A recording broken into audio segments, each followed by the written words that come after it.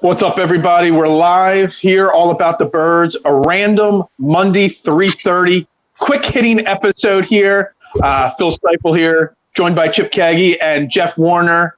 Man, unfortunately, breaking news this afternoon: Doug Pederson is out as head coach of the Philadelphia Eagles. We're here with some instant reaction. I mean, we'll break it down all week long on all our shows, obviously, but we want to do some quick hitting, thoughts on it. Get everybody's comments, kind of like our halftime shows. I'll let you all have your point here. Chip Scott, I told you, Rich. Yeah, see, we knew it was coming. Chip's got the statement, the official statement from Jeffrey Lurie on the firing. He kicked himself out of the room before putting the statement. That's how ready he is for that. Do you have the statement, Chip? Your mic's out. There we go. Yeah, no mic. Well, that's the statement from how Jeffrey Lurie is there.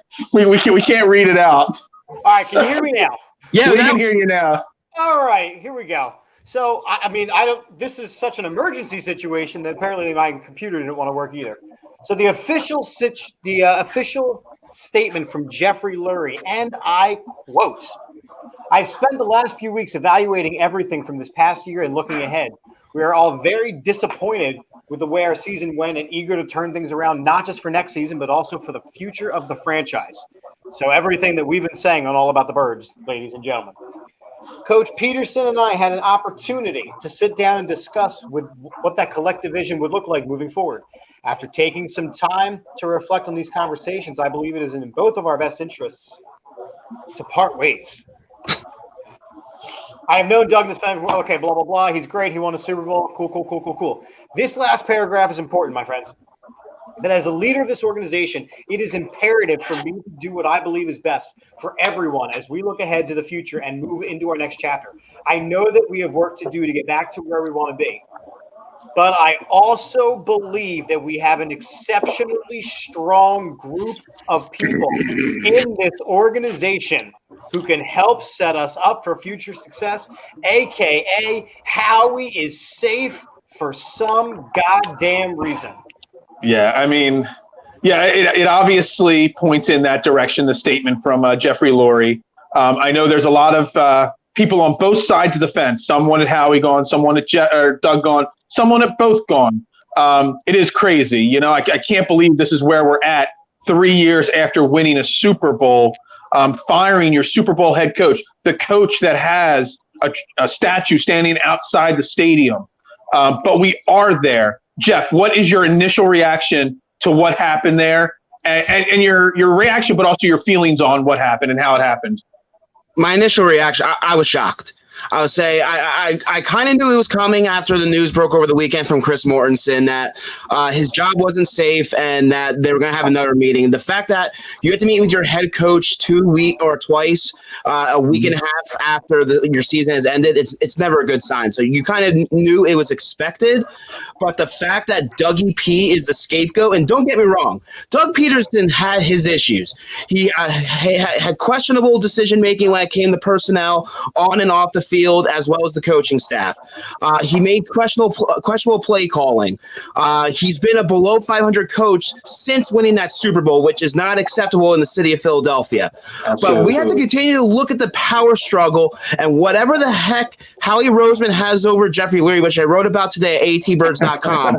Ultimately, the guy that is ultimately to blame, I know we want to blame Doug, we want to blame Howie, but you have to point the finger at Jeffrey Lurie for a lot of the issues that the Philadelphia Eagles have had is because that he allowed this to happen. He allowed Howie Roseman to have the control that he has. He allowed Howie Roseman to make Doug look like an ass the day after he told the nation that he was bringing back Mike Rowe to fire him the next day. And the fact that Jeffrey Lurie, I know the headline says Doug was fired. Ultimately, Doug quit. Doug went to Jeffrey Lurie and told him that he was freaking fed up with the bullshit that he is allowed with his organization as the owner.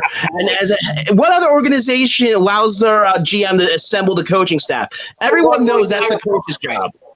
Right, and the fact, I'm looking at this, and I'm living on Twitter at this point, and Derek Gunn talked to Doug Pederson, and Doug Pederson told Derek Gunn, quote, "No worries, I'm at peace with it."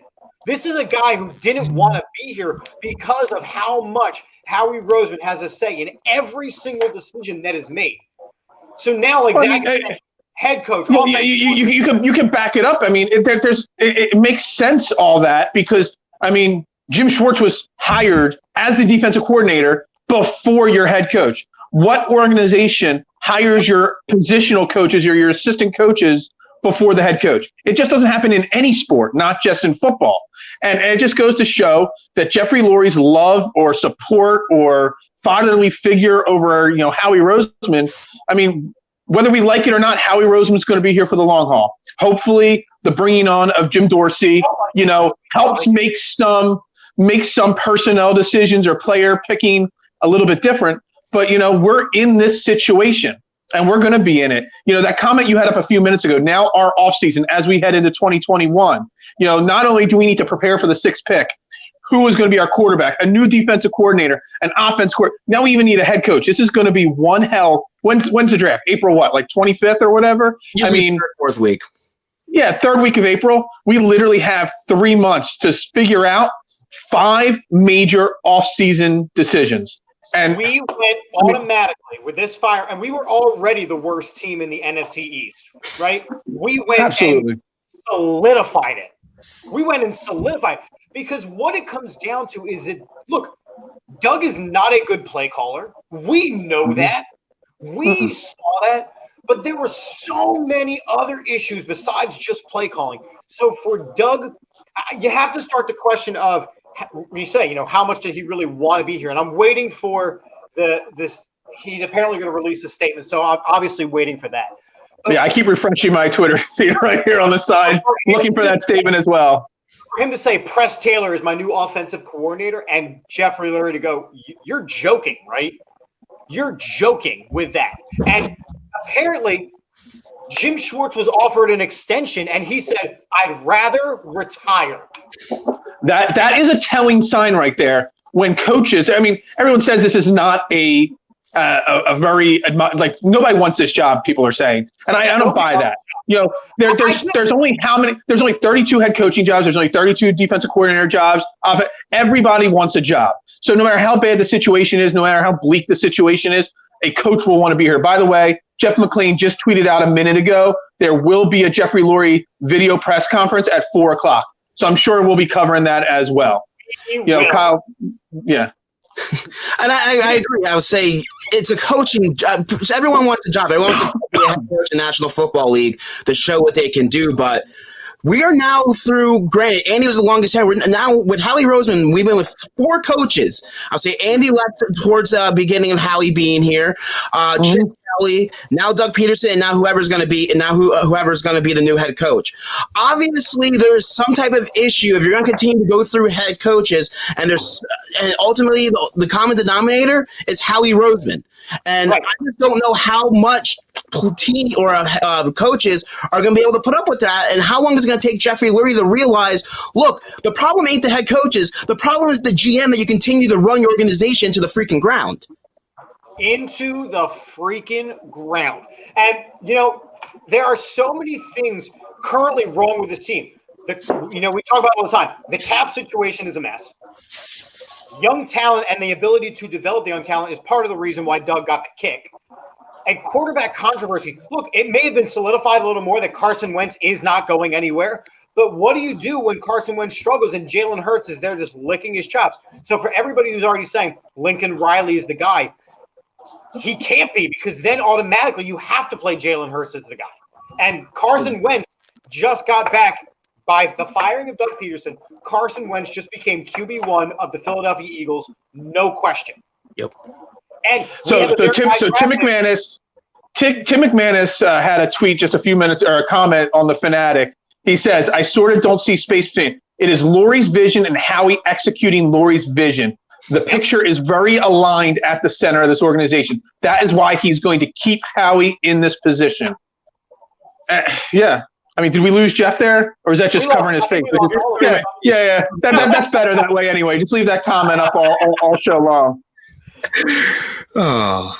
Here you go. We'll bring Jeff back for a second. It's all good. It's crazy to me because I saw something today that they're starting to compare Jeffrey Lurie to Jerry Jones without the showmanship of it all.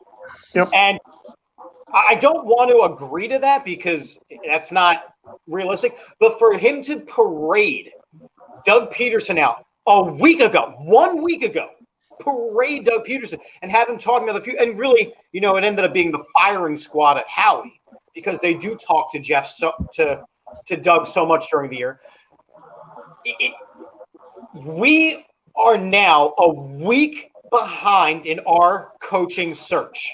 We are already behind. Yep. That's not a good place to be.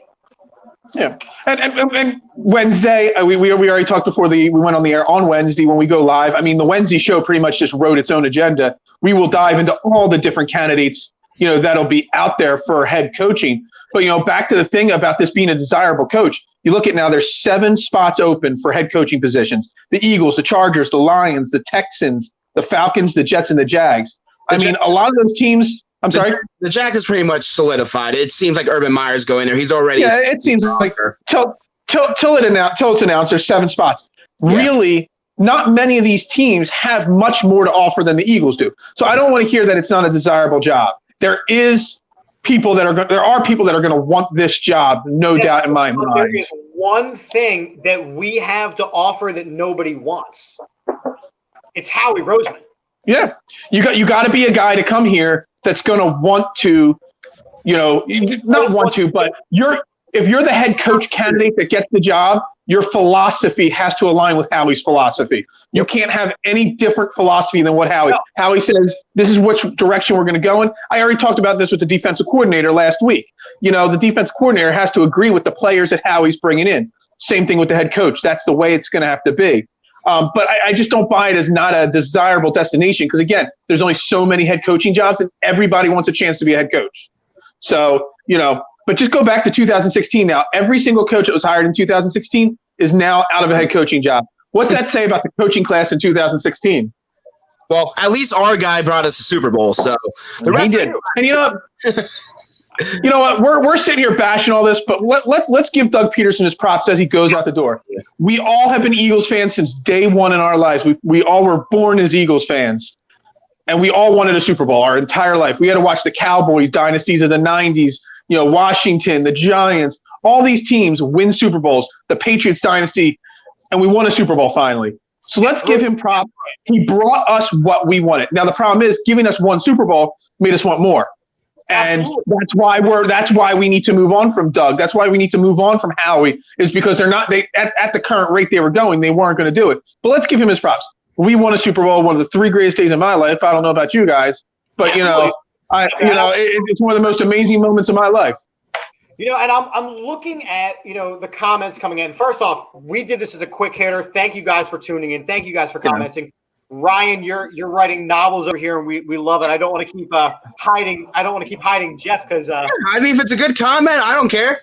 He might be bumped out of this quicker than Doug's getting bumped out. You know what I'm saying? This is the quickest after a Super Bowl win that an NFL coach has been fired in 20 years.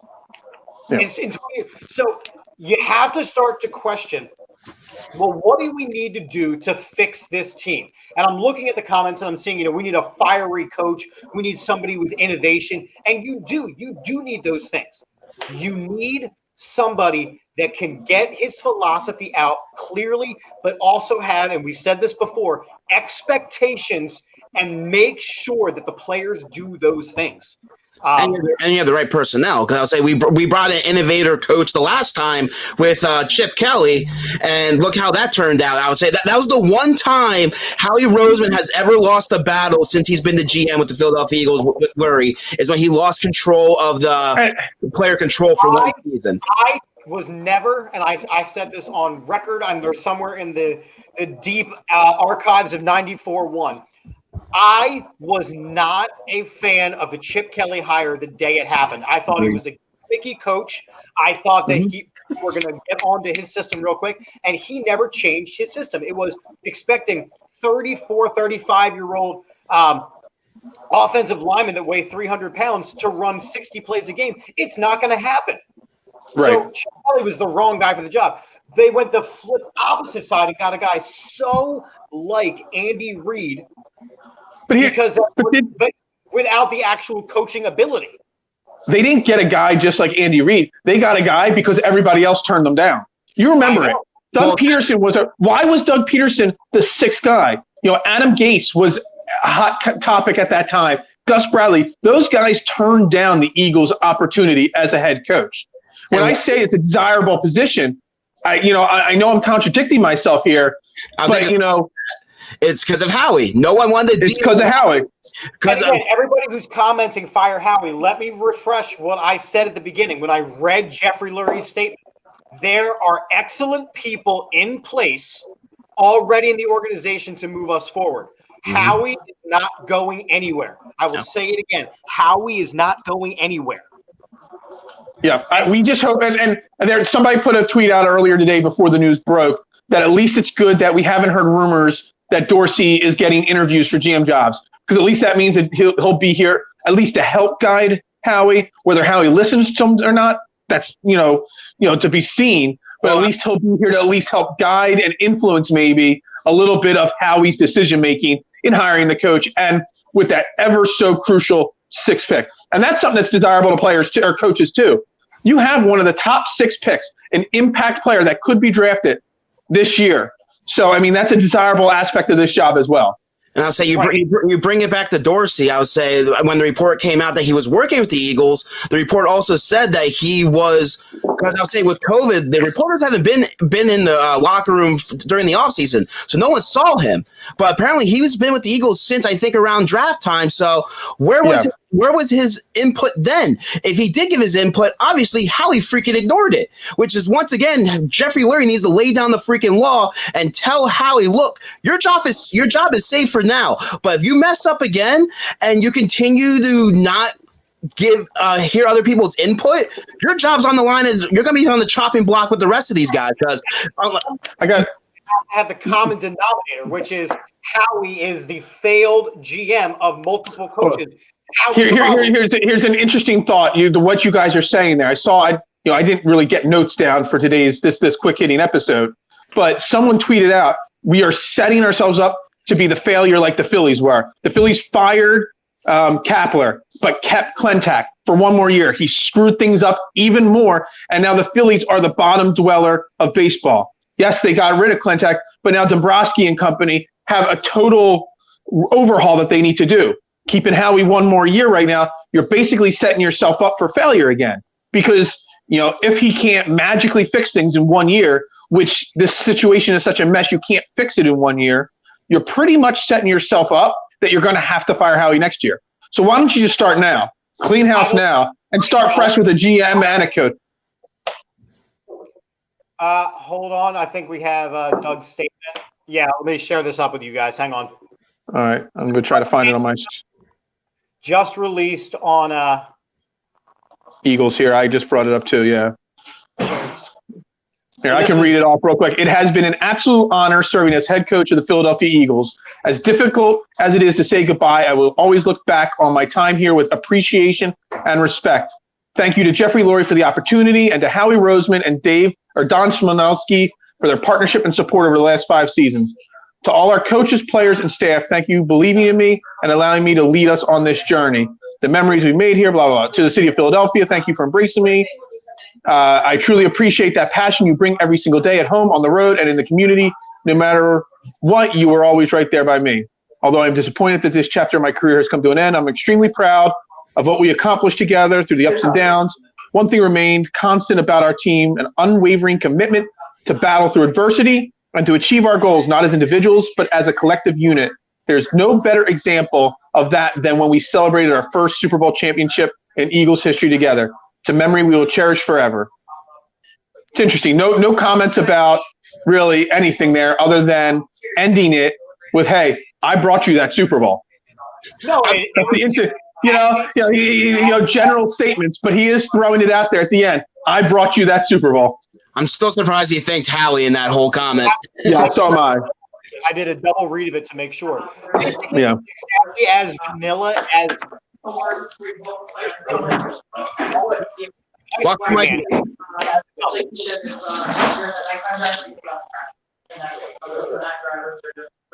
Are we there still? Yeah, we're here. Okay. There you are. We didn't hear what you said, Chip. You obviously your mic cut out. Yeah, we lost you there for a second, Chip. Sorry. I said Doug is as vanilla as it comes. He's the ice cream man. Right. Yeah. It's no doubt about that.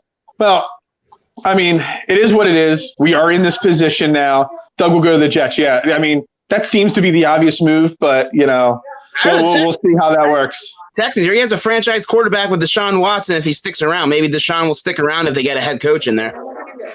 Yeah, we'll see how this is. This is going to be interesting. It definitely changed the what we're looking at here this offseason for sure. Definitely. So, yeah. What else do you guys got here? I mean, we were just doing a quick hitter here. We can go for 5 more minutes, but I'm trying to hold on for what's his name to come on, but yeah, that's why I'm trying to wrap this up here because we do have the Jeffrey Lurie press conference, which we will share that on the All About the Birds page.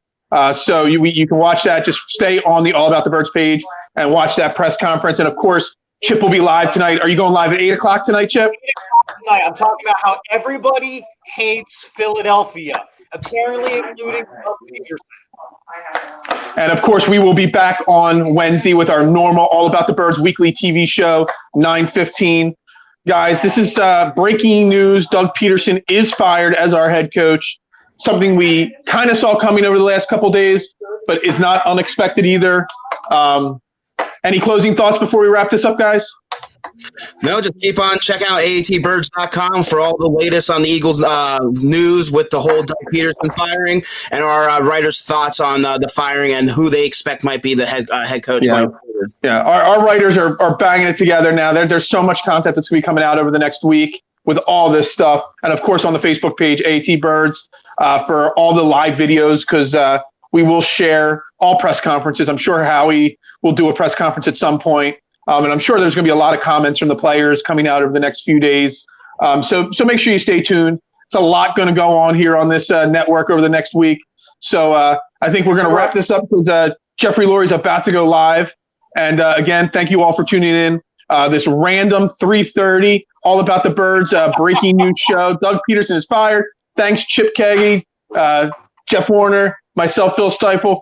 Again, 8:00 tonight. Chip and Dish will be live on the show. I think Johnny's going to pop in at some point to give his thoughts on it as well. And as always, go Birds. Go Birds. Go Birds.